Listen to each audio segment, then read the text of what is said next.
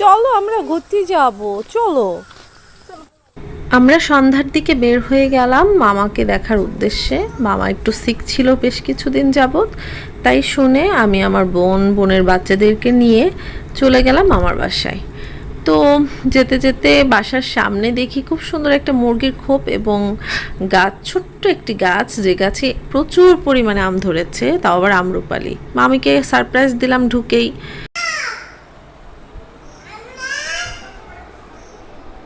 তোমরা 3 ভাই বোন কি চাচ্ছ বলো? পানি। হ্যাঁ, পানি দিব, দাঁড়াও। বাচ্চারা পানি পানি করে অস্থির করে ফেলছে। ওই যে মামা এখানে রেস্ট নিচ্ছে, ওনার সাথে দেখা করলাম, করে তারপরে রুমগুলো একটু ভিডিও মানে দেখছিলাম ঘুরে ঘুরে, আর ভিডিও করে নিচ্ছিলাম।